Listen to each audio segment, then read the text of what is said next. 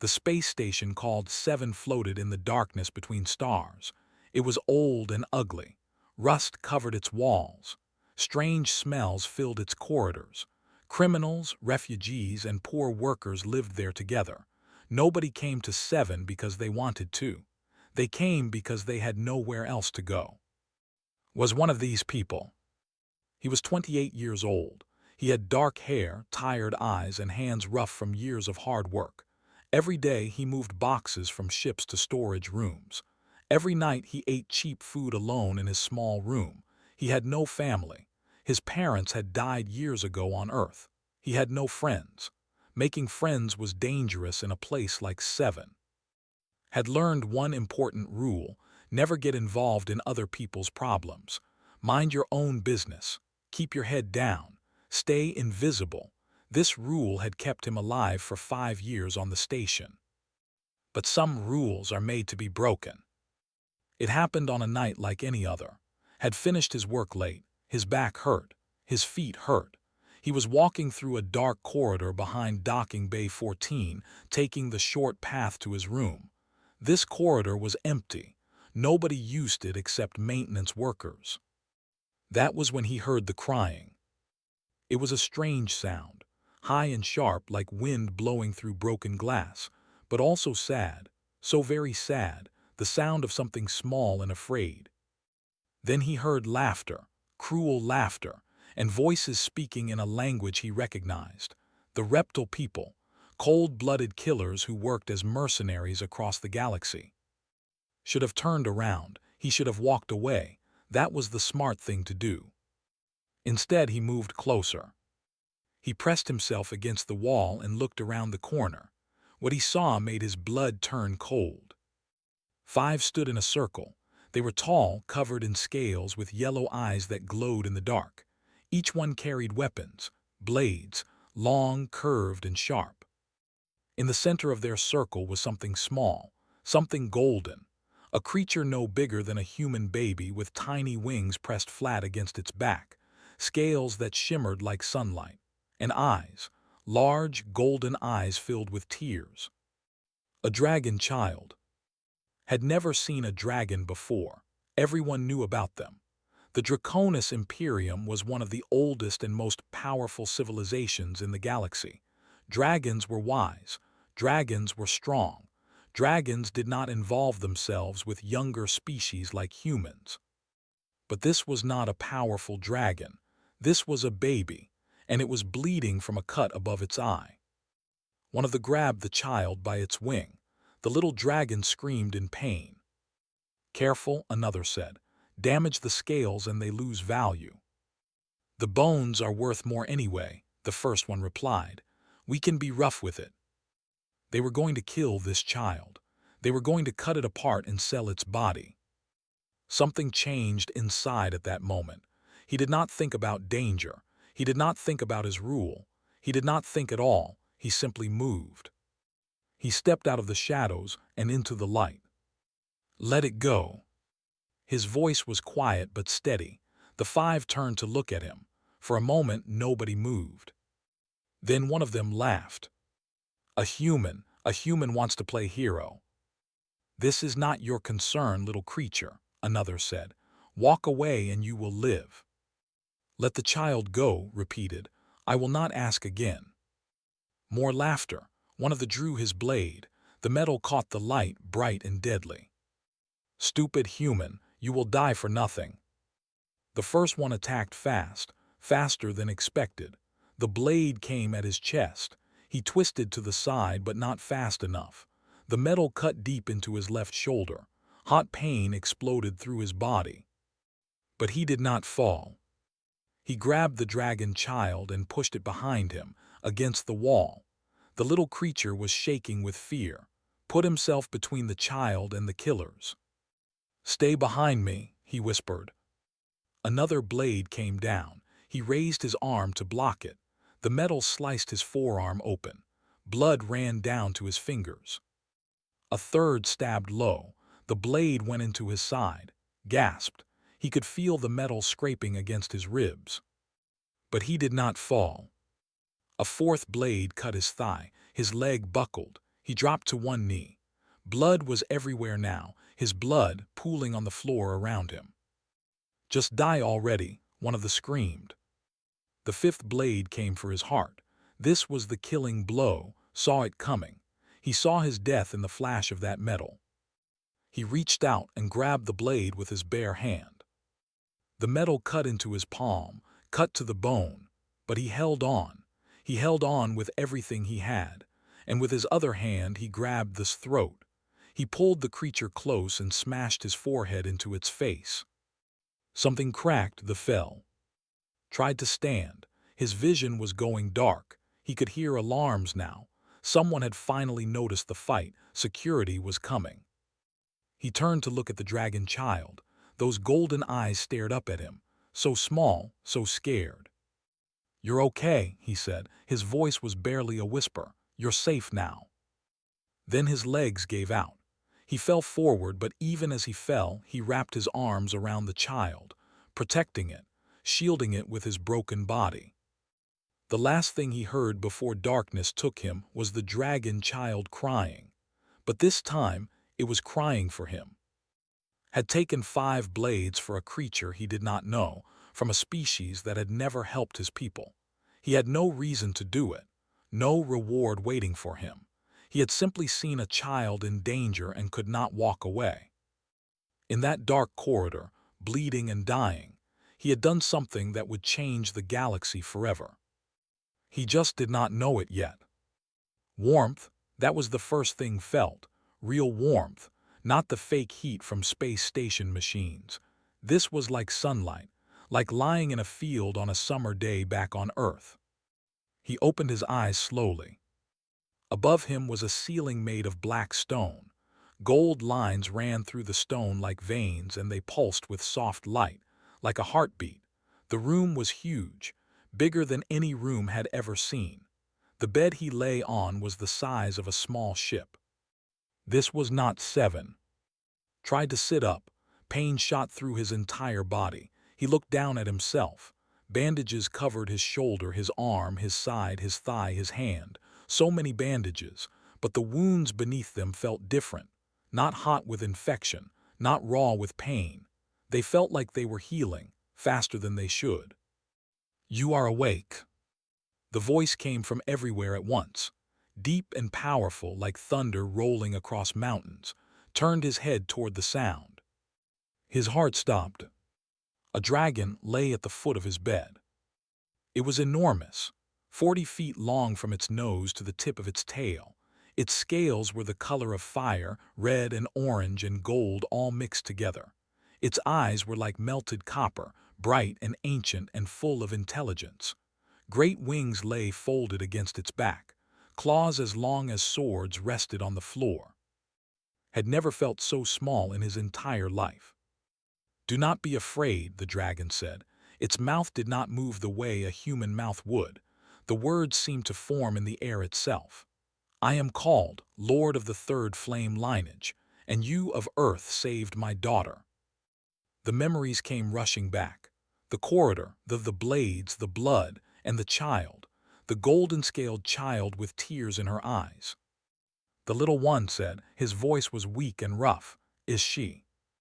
"Is safe. She is frightened still. She wakes crying from bad dreams, but she is alive because of you." Relief washed over like cool water. He closed his eyes for a moment. The child was safe. That was all that mattered.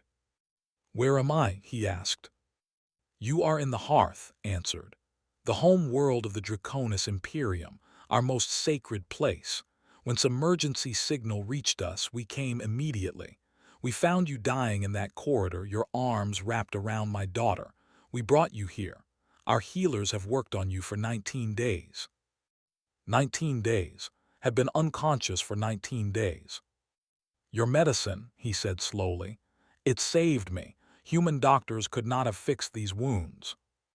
You were very close to death. 5 blade wounds. Blood loss that should have killed you 3 times over.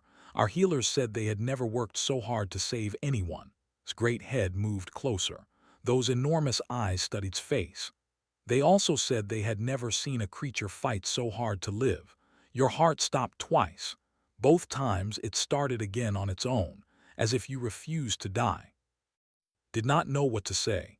He remembered nothing of those 19 days, only darkness, and sometimes, far away, the sound of a child crying. Why? Asked. The question was simple but heavy. Why did you do it? You are human. We have no treaty with your kind, no alliance. No connection was nothing to you. A stranger. A creature from a species that has ignored humanity for thousands of years. You had nothing to gain by saving her, everything to lose. So why? Thought about the question. He thought about that moment in the corridor when he heard the crying, when he saw the golden child surrounded by killers. She was just a kid, he said finally. She was scared and alone and they were going to hurt her. I could not walk away from that. I could not pretend I did not see. Even knowing you would die. I did not think about dying. I only thought about her. Was silent for a long moment. When he spoke again, his voice was softer, gentler, which was strange because had not thought such a powerful creature could sound gentle. In 10,000 years of our recorded history, no outsider has ever bled for a dragon child. No other species has ever risked death for one of our young. We are powerful. We are feared. Other species either want our favor or fear our anger. They do not see our children as children. They see them as tools, as prizes, as products to be sold. The great dragon lowered his head until his snout was almost touching his chest. This close, could feel the heat radiating from those scales, could smell smoke and something older, something ancient. But you saw a child, continued. Nothing more, nothing less. A scared little girl who needed help, and you gave your life to protect her. I did not die, pointed out quietly.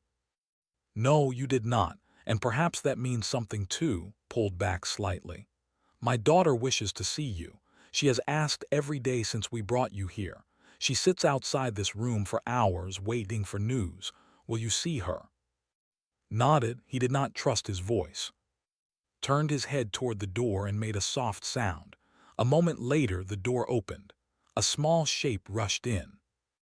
Was even more beautiful than remembered. Her scales caught the light like liquid gold. Her wings, though still small, shimmered with every color of the sunset. She ran across the floor on 4 legs, then stopped at the edge of his bed. Those golden eyes looked up at him, filled with tears again, but not tears of fear this time. You are awake, she said. Her voice was high and sweet like bells. The healers said you might not wake. They said humans are fragile, but I knew you would wake, I knew it. She climbed onto the bed carefully, so carefully, and pressed herself against his uninjured side. She was warm, warmer than the sunlight, and she was shaking. Thank you, she whispered. Thank you for saving me. Lifted his bandaged hand and rested it gently on her head. You are welcome, little one, he said. And for the first time since he had left Earth, felt something he had forgotten existed. He felt like he had a family again. 1 week after opened his eyes, they came for him. Not to hurt him, not to send him away. They came to take him before the Council of Flames. Could walk now, though slowly. His wounds were healing faster than any human wound should heal. Dragon medicine was a miracle, but he still felt weak. He still needed rest. None of that mattered. When the dragons called, you answered. 2 guards came to his room at sunrise. They were young dragons, smaller than but still enormous compared to. Their scales were deep blue like the ocean at midnight. They said nothing. They simply waited. Dressed himself in clothes the dragons had made for him. Simple but beautiful. Black fabric that felt like water against his skin. He followed the guards out of his room and into the world of the hearth. It was the most beautiful place he had ever seen. The hearth was not a city. It was a living sculpture carved from mountains themselves. Towers of black stone rose toward a sky that burned with 3 suns. Rivers of liquid gold flowed between buildings. Gardens filled with plants that glowed in colors had no names for spread across every surface. And everywhere dragons flew, hundreds of them, thousands, all colors, all sizes. Their wings filled the sky like clouds. Had never felt more out of place. He was small. He was weak. He was human. What was he doing here, in the heart of an empire that had existed before his species learned to walk upright? The guards led him to a mountain, not around it, into it. A great door opened in the stone and they walked inside. The chamber of flames waited within. It was a room carved from fire itself. Or that was what it looked like. The walls glowed with heat. The floor was warm beneath his feet.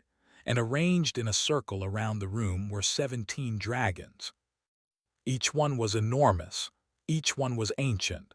And each one was looking directly at him. Stopped walking. His legs would not move. Fear locked his body in place.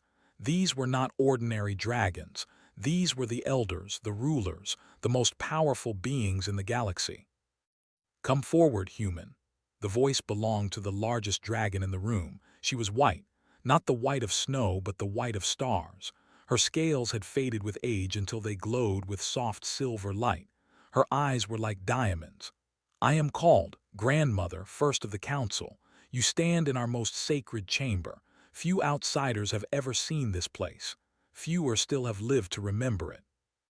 Forced his legs to move. One step, then another. He walked until he stood in the center of the circle, surrounded by 17 ancient predators. "We have been discussing you of Earth," continued. "For 19 days while you slept and 7 days more while you healed. You have given us much to consider." Another dragon spoke. His scales were black as the space between stars. I argued that we should heal you and send you back to your station with gold, a fortune by human standards, payment for your service." A third dragon, her scales shimmering between blue and green, added her voice. I suggested we offer you citizenship in our Imperium, a place to live among us, safety and comfort for the rest of your human life." "But these honors did not feel right," said. "You did not fight for payment. You did not save our child for citizenship. You did what you did because you saw suffering and could not ignore it.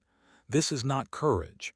This is something more rare, something we thought we would never see in an outsider." All 17 dragons rose to their feet. The room trembled. The air grew hot. Felt the power radiating from these creatures, enough power to destroy worlds, and all of it was focused on him. Spoke with the weight of 10,000 years in her voice. "We offer you the highest honor our Imperium can give. We offer you a place among the—" Did not understand. He had never heard this word before. "They are the Dragon Guardians," explained. "Protectors of our young, defenders of our vulnerable. When a dragon child is in danger, the come. When our eggs sleep in their nests, the watch. When darkness threatens our future, the stand against it." "In 10,000 years," added, "only dragons have served as. Only our own kind has been trusted with our children's lives."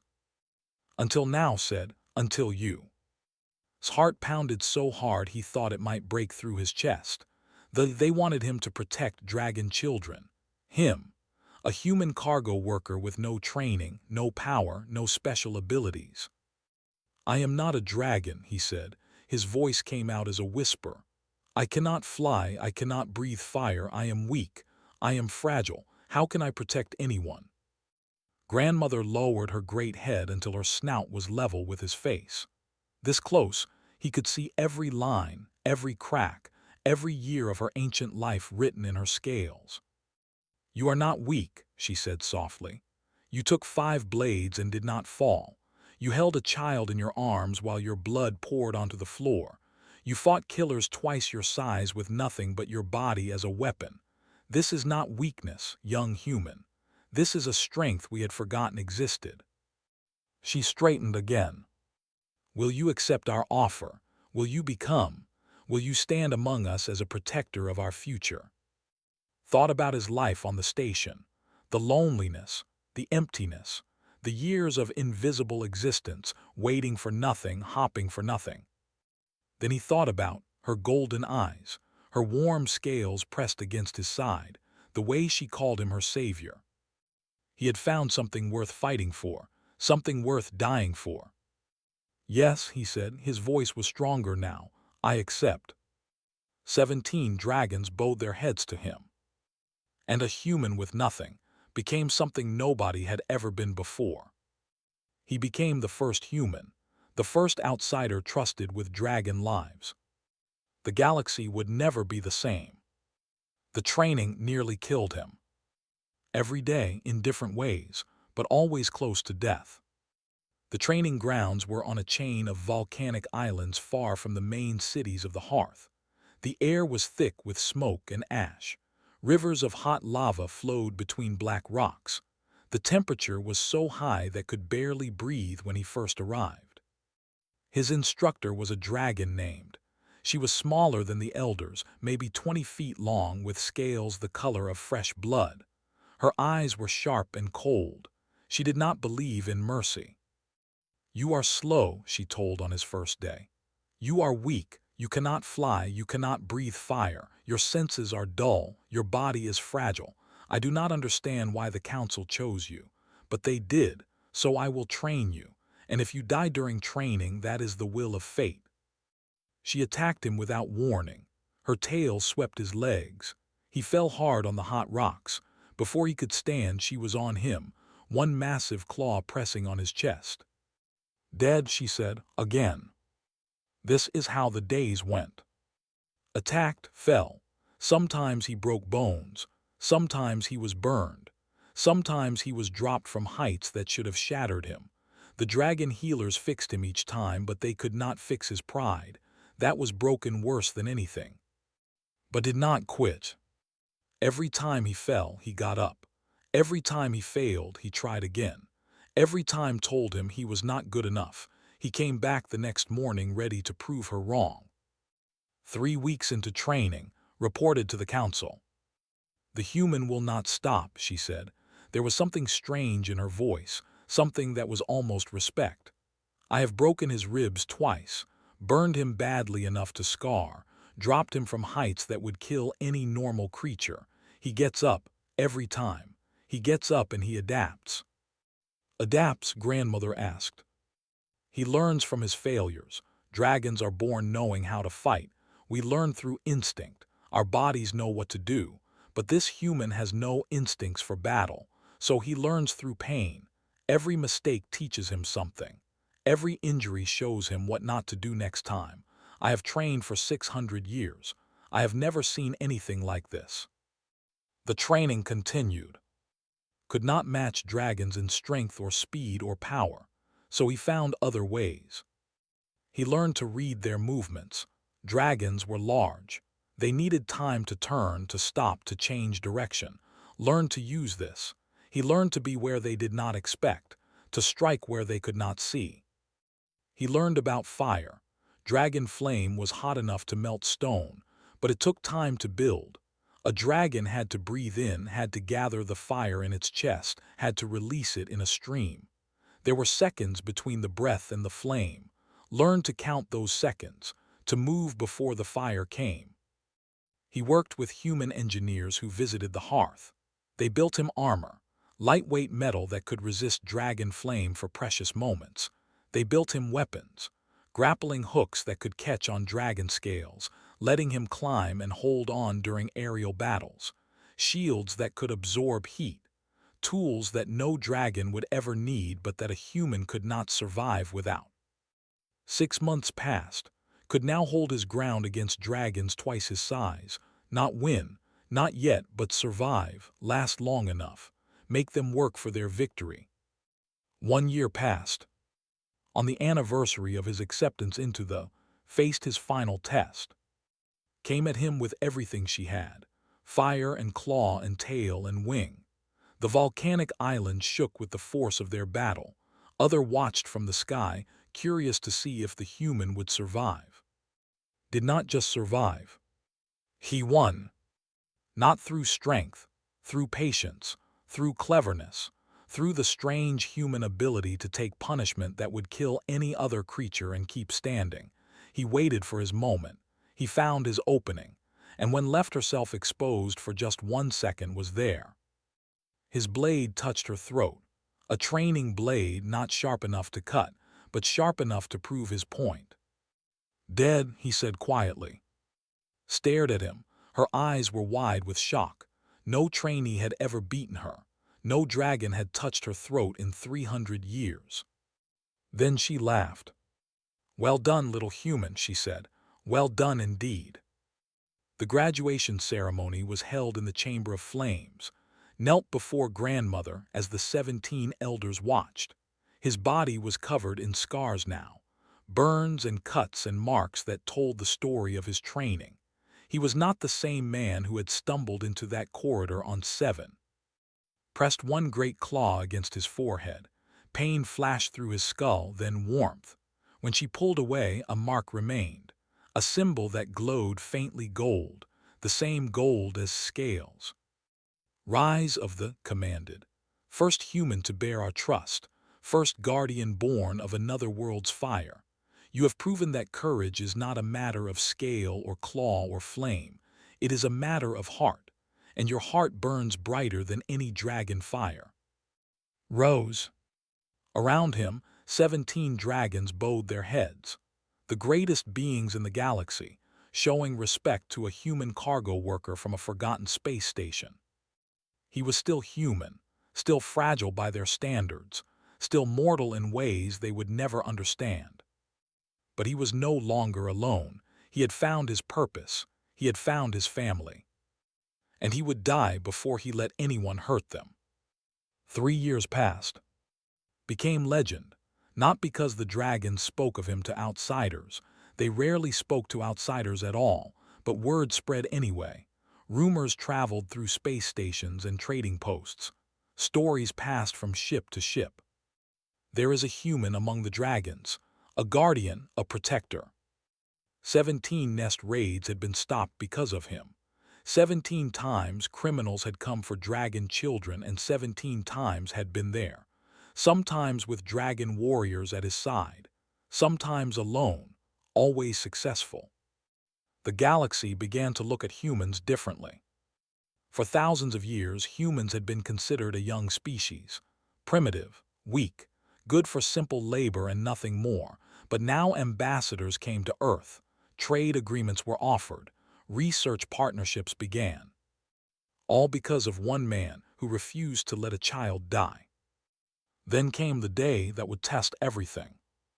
The Festival of First Flight was the most important celebration in dragon culture.